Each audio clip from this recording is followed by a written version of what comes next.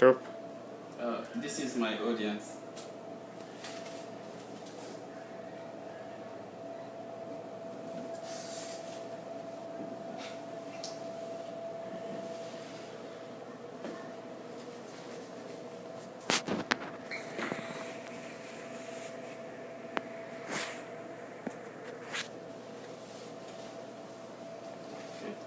Thanks everybody for being here today to listen to my speech.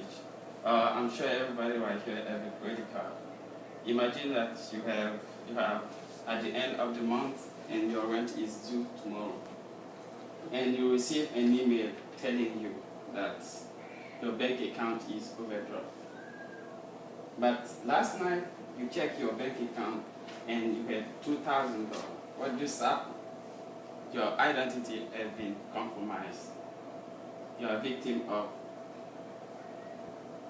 identity fraud.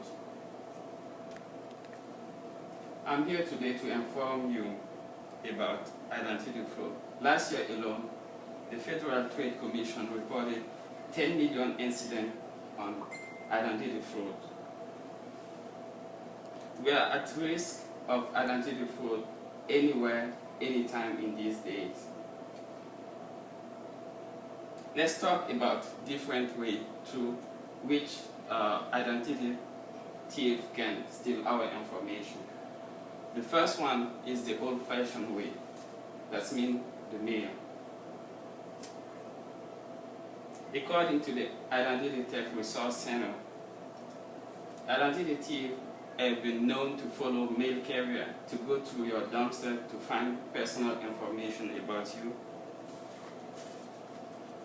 to look in the mailbox, and that's the way they use to get your personal information as your social security, your bank account number, or your mailing address. And what do you do about that? What do you do to protect your personal information?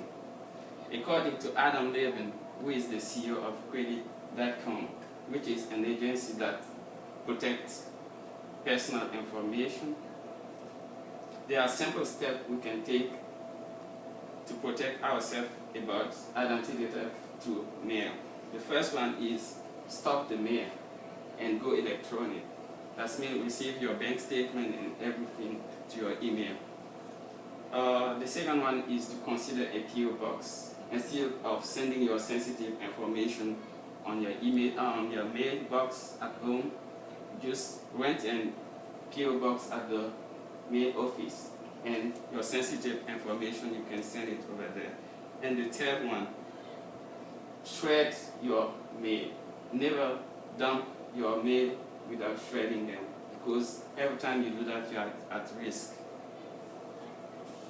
Let's talk about another kind of use to steal your identity: social media.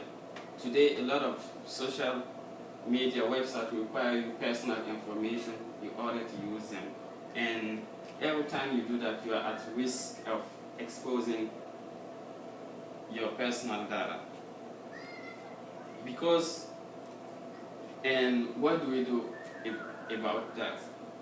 The first one is always set up your security account when you're registering through your social media. The second one, avoid accepting invitation from people you don't know.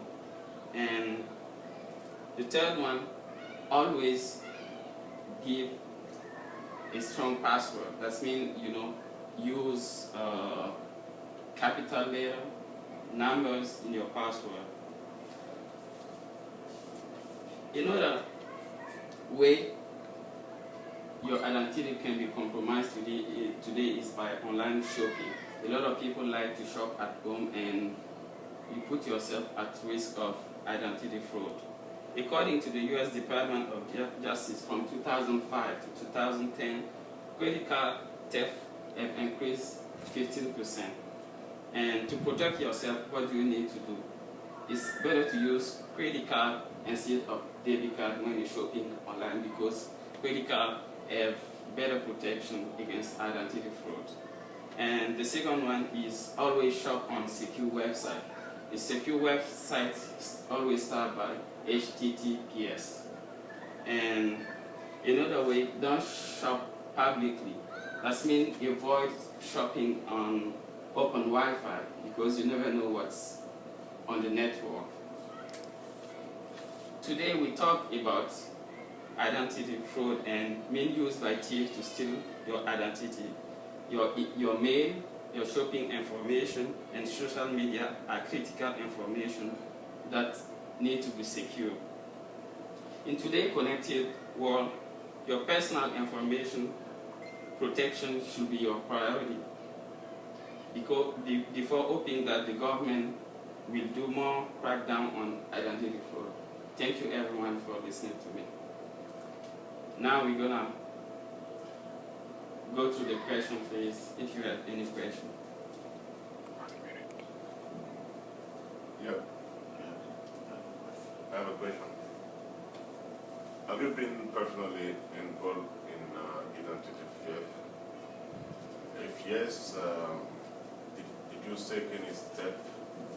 Okay.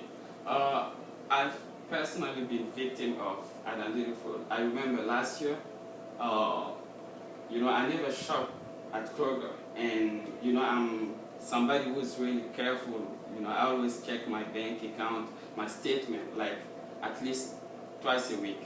And one day I was checking my account, and I just noticed that I spent almost $150 at Kroger, but I never shop at Kroger. And what I did is I called the bank right away to find out what's happened, and they told me there was somebody just using my bank account.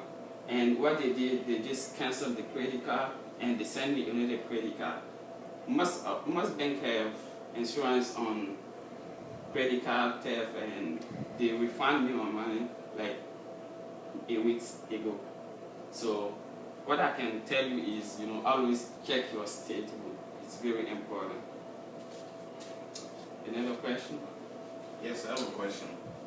So, with the recent security breaches measure retailer companies like Specs, and recently eBay and Target.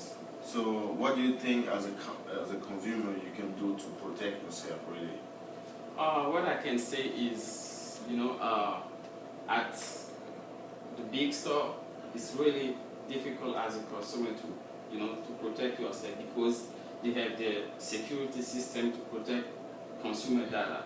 But what I can say is, just as I say, just try to buy by credit and avoid the debit card.